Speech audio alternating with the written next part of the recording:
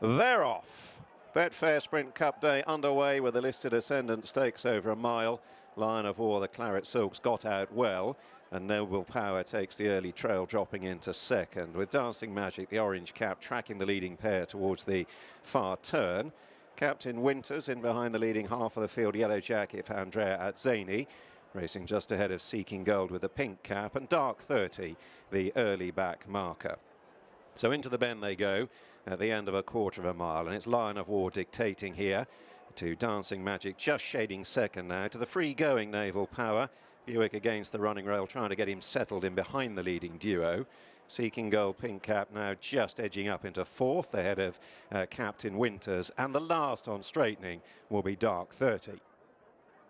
In line for home then, heading towards the halfway point. Lion of War with the run of things so far. Dancing Magic coming up to his quarters. Naval Power waiting in the wings. Buick still sitting motionless in behind. And then Seeking Gold as they quicken on down past the three.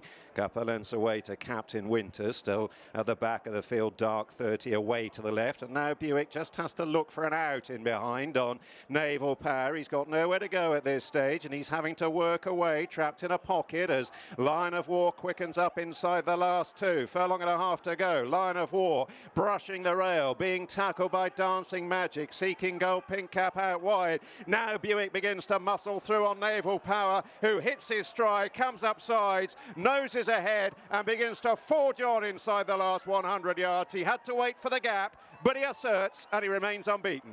Naval Power beating Dancing Magic. Captain Winters running on strongly down the outer into third. Naval Power's now 4 from 4 after taking the listed Ascendant Stakes here at Haydock, trained by Charlie Appleby. Well done. He's probably learnt more there in his previous 3 races. I say, well, that's exactly what William said when he got off him. He said, look, he's learnt plenty today. You know, it's lovely to see these horses win so well as he has done in the past, but in doing so, they don't learn a great deal. And today, you know, there was a nice, sensible gallop on. William got him in the box seat there. And he's had to show a bit of courage there, and undoubtedly, you know, he saw the trip out well. He's well entered up. Obviously, the Champagne will come too quick. Royal Lodge, Dewhurst. Yeah, I'd say Royal Lodge would be our most likely target. I don't see us coming back in trip just for the moment, but yeah, the Royal Lodge is a race that we sort of penciled in. Hopefully, if we could get today's assignment out of the way, and so in doing so, we'll head there. Plenty of stamina in his pedigree, but he doesn't look like he's devoid of speed watching him. No. Hopefully that's a sign of a nice horse. Where is he in the pecking order?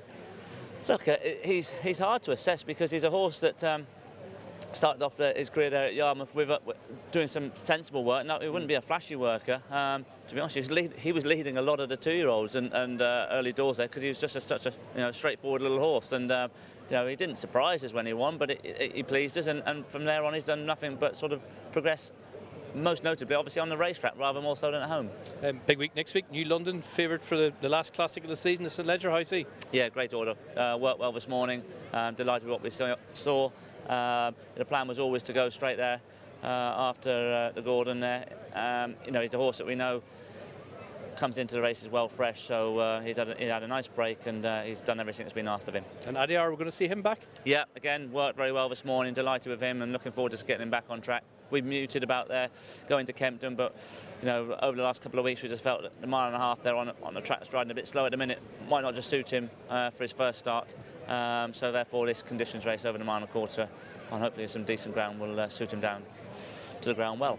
Good stuff, lots to look forward to. Well done. Brilliant, thanks ever so much.